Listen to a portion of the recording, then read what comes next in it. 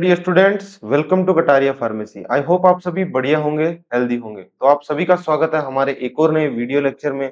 इस लेक्चर में हम लोग पढ़ने वाले हैं फॉर्मुलेशन ऑफ फार्मास्यूटिकल सस्पेंशंस। हम लोग स्टेप बाय स्टेप देखेंगे कि कैसे जो सस्पेंशन हम उसका फॉर्मेशन करते हैं। अगर आपने इससे पहले वाला लेक्चर नहीं देखा है, जिसके अंदर हम लोगों ने डीफ्लोकुलेटेड और फ्लोकुलेटेड सस्पेंशन का फॉर्मेशन बताया था, तो वो जाकर आप हमारे यूट्यूब चैनल पे देख सकते हो। साथ ही साथ जो वीडियो लेक्चर्स होते हैं उन सभी के नोट्स आपको हमारे कटारिया फार्मेसी के ऐप पे मिल जाएंगे, जो कि आपको काफी अफोर्डेबल प्राइसेस में देखने को मिलेंगे।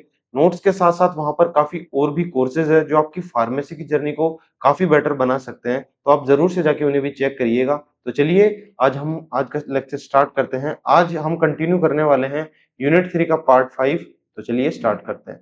सबसे पहले देखेंगे कि सस्पेंशन होता क्या है। सस्पेंशन क्या होता है?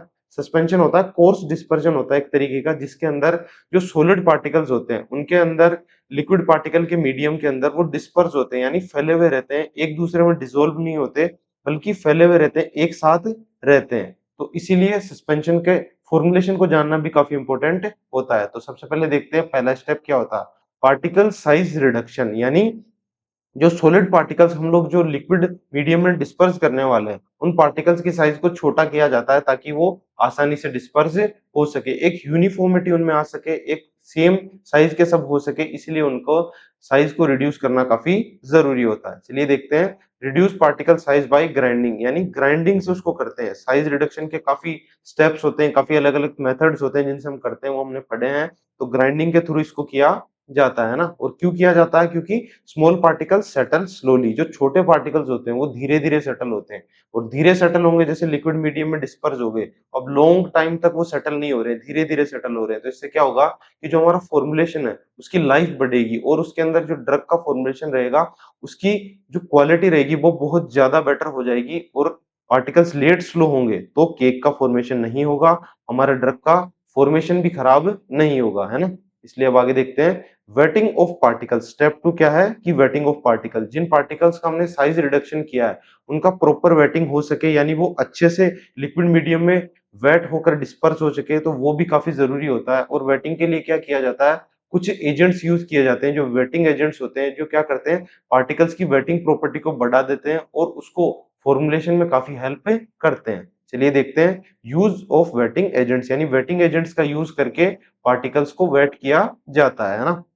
वेटिंग एजेंट से क्या होगा कि ये डायग्राम से आप समझ पाओगे कि जब वेटिंग एजेंट नहीं है तो क्या होगा, सरफेस टेंशन ज्यादा है और एंगल ऑफ जो डिग्री बन रहा है वो भी काफी ज्यादा है। अब इसके बाद में जैसे वेटिंग एजेंट इसमें डाला तो क्या हुआ, लिक्विड का जो सरफेस टेंशन है वो कम हो गया और वो डिस्पर्स हो गया, यानी सरफेस अच्छे से फैलने लग गया, और इसका एंगल ऑफ डिग्री वो भी काफी कम हो गया, है ना। इस तरीके से आप इसको समझ सकते हो। चलिए आगे देखते हैं। इसके एग्जांपल्स हम लोग देखेंगे कौन से वेटिंग एजेंट्स यूज किए जाते हैं। हमारा ट्विन 80 और हमारा ग्लिसरीन, ये दो मेन वेटिंग एजेंट्स है जिनका यूज किया जाता है वेट करने के लिए।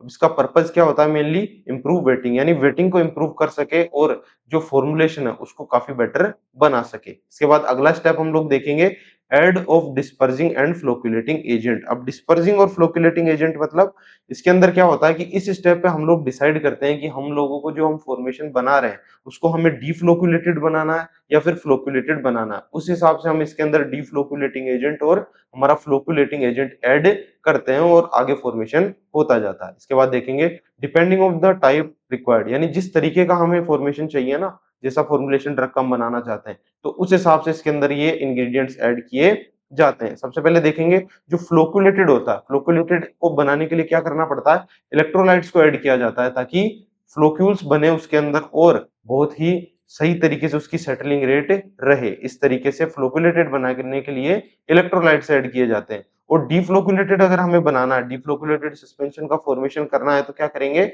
डिस्पर्जिंग एजेंट्स इसके अंदर ऐड कर देंगे।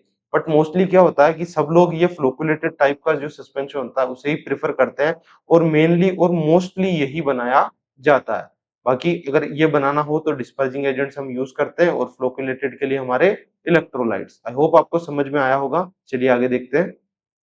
अब आते हैं नेक्स्ट स्टेप पे। हमारा स्टेप नंबर 4 क्या है, एड ऑफ सस्पेंडिंग एजेंट्स। अब सस्पेंड नाम से आप पता लग पा रहे होंगे, आपको याद कैसे रखना है कि सस्पेंड, सस्पेंड किस चीज को करेगा, ये विस्कोसिटी को। ये क्या करता है, जो हमारा पार्टिकल होता है उसकी विस्कोसिटी को बढ़ा देता है। अब विस्कोसिटी बढ़ जाएगी तो क्या होगा कि पार्टिकल्स धीरे-धीरे सेटल होंगे। अब सेटलिंग रेट और भी कम हो जाएगी और शेल्फ लाइफ काफ़ी बढ़ जाएगी हमारे ड्रग की। इसके एग्जांपल्स कौन-कौन से हैं हमारे सोडियम सीएमसी, xanthan गम और हमारा ट्रेगेकैंथ। ये तीनों इसके एग्जांपल है। ये तीनों सस्पेंडिंग एजेंट्स यूज़ किए जाते हैं क्या करने के लिए? विस्कोसिटी को बढ़ाने के लिए। पर्पस क्या होता है? इंक्रीज विस्कोसिटी, विस्कोसिटी को बढ़ाते हैं और जो सेटलिंग रेट होती है उसको कम कर देते हैं। इससे क्या होता है? ड्रग काफ़ी लंबे समय तक चलता है और ड्रग की कंपोज़िशन खराब नहीं होती। चलिए आगे देखते हैं। स्टेप नंबर 5 है हमारा ऐड व्हीकल।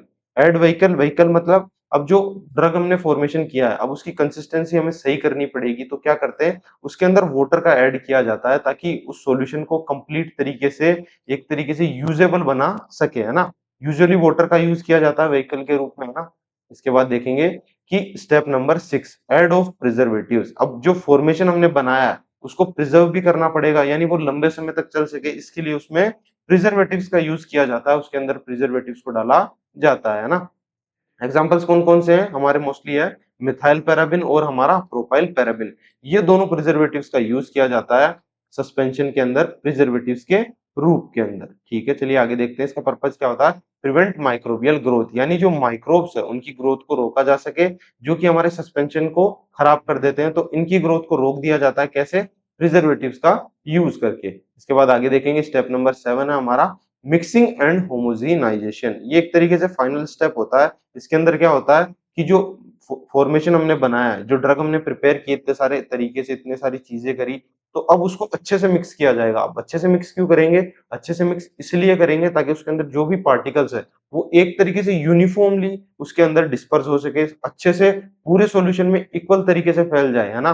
तभी तो यहाँ पर होमोजेनाइजेशन का यूज किया गया। होमो मतलब सेम, तो एक तरीके से सारे पार्टिकल्स हर जगह सेम तरीके से रहे, इसलिए उसकी अच्छे से मिक्सिंग की जाती है ताकि ड्रग और भी ज्यादा बेटर बन सके, है ना? इंश्योर्स यूनिफॉर्म डिस्ट्रीब्यूशन, जो ड्रग के अंदर सॉलिड पार्टिकल्स का डिस्ट्रीब्यूशन है वो एकदम यूनिफॉर्म हो सके, इसके लिए मिक्सिंग और होमोजेनाइजेशन की जाती है ना? अब रोल ऑफ ईच इंग्रेडिएंट देखते हैं। आई होप आपको वो सारे स्टेप्स अच्छे से समझ में आए होंगे।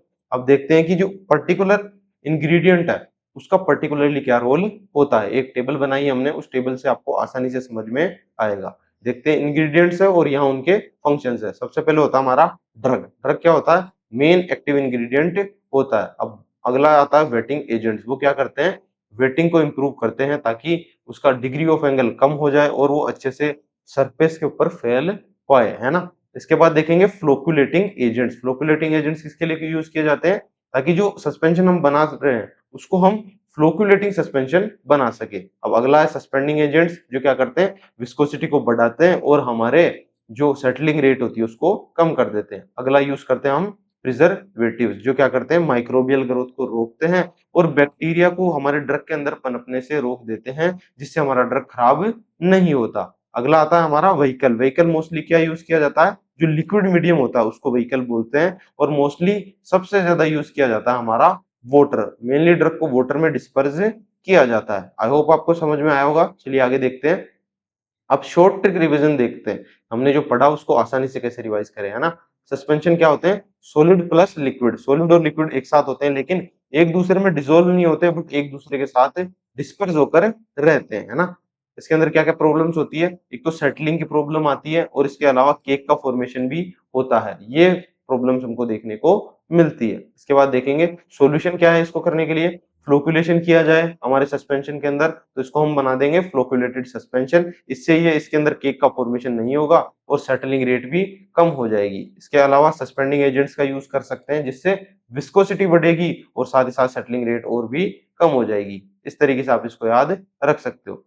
आगे देखेंगे, समरी देखते हैं कि हमने क्या पढ़ा आज। Suspension is a coarse dispersion of solid particles in liquid. ये इसकी डेफिनेशन है कि सस्पेंशन क्या होता है? एक कोर्स डिस्पर्जन होता है, जिसके अंदर क्या होता है? एक दरदरा डिस्पेंशन होता है। इसके अंदर क्या होता है कि जो सॉलिड पार्टिकल्स होते हैं उनको लिक्विड मीडियम के अंदर यूनिफॉर्म तरीके से डिस्ट्रीब्यूट किया जाता है ताकि वो एक साथ रह सके। इसके बाद देखेंगे पार्टिकल्स डू नॉट डिसॉल्व, एक दूसरे में डिसॉल्व नहीं होते पर एक दूसरे के साथ रहते हैं।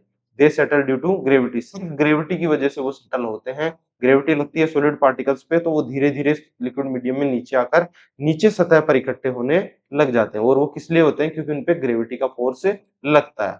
इसके बाद देखेंगे flocculated suspension is preferred because it prevents caking and is easy to redisperse, यानी जो फ्लोकुलेटेड सस्पेंस सबसे ज्यादा प्रेफर क्यों किया जाता है, क्योंकि इसके अंदर एक तो केकिंग का फॉर्मेशन नहीं होता, यानी जैसे ही आप देखोगे कि ये सॉल्यूशन हमारा, इसके अंदर सॉलिड पार्टिकल्स है थोड़े बहुत और लिक्विड मीडियम है, थोड़े टाइम में ग्रेविटी की वजह से सॉलिड पार्टिकल्स नीचे सेटल हो जाएंगे, और अगर आप उसको छेड़ोगे नहीं और उसको ऐसे ही रहने दोगे तो क्या होगा, सॉलिड पार्टिकल्स केक का फॉर्मेशन करेंगे, एक ठोस तरीके से नीचे ही जम जाएंगे।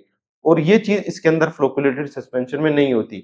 जब आप इसको थोड़ी देर रेस्ट पे छोड़ दोगे, उसके बाद क्या होता है, आप जैसे इसको फिर से शेक करोगे तो क्या होगा, पूरे लिक्विड मीडियम के अंदर सॉलिड पार्टिकल्स अच्छे से फिर से रीडिस्पर्स हो जाएंगे। तो ये प्रॉपर्टीज की वजह से इसको ज्यादा प्रेफर किया जाता है ना। अब सस्पेंडिंग एजेंट्स क्या करते हैं, हमारी विस्कोसिटी को बढ़ा देते हैं और इससे स्टेबिलिटी भी बढ़ती है, यानी पार्टिकल धीरे धीरे सेटल होंगे तो जो हमारा फॉर्मेशन है, फॉर्मुलेशन हमने बनाया, उसकी स्टेबिलिटी बढ़ेगी और सेटलिंग रेट कम होगी, है ना। तो यही था आज के हमारे इस लेक्चर में। आज हमने प्रॉपर तरीके से स्टेप बाय स्टेप देखा कि कैसे सस्पेंशन का फॉर्मेशन किया जाता है। आई होप आपको हर चीज अच्छे से समझ में आई होगी। अगर फिर भी कोई डाउट रहता है तो आप कमेंट सेक्शन में पूछ सकते हैं। इसी के साथ जो वीडियो लेक्चर्स है आप उनको अच्छे से देखें, फिर से रिवाइज करें और इनके प्रॉपर नोट्स बनाएं ताकि आपको समझने में आसानी रहे। और जो नोट्स वगैरह अगर आप चाहो तो हमारे कटारिया फार्मेसी के ऐप पर है, जो आपको प्ले स्टोर पे मिल जाएगा, उस पर पे जाके आप डाउनलोड कर सकते हो। काफ़ी अफोर्डेबल प्राइसेज़ में आपको ये नोट्स देखने को मिलेंगे और साथ ही साथ और भी कोर्सेज़ है जो आपकी फार्मेसी की जर्नी को बहुत ही बढ़िया बना सकते हैं। तो वो भी जाकर ज़रूर से चेक करिए। ऐप पर काफ़ी एक्साइटिंग ऑफर्स आते रहते हैं, आप लोगों के लिए काफ़ी हेल्पफुल होते हैं। तो चलिए मिलते हैं नेक्स्ट वीडियो में। तब तक के लिए keep learning, keep studying, bye.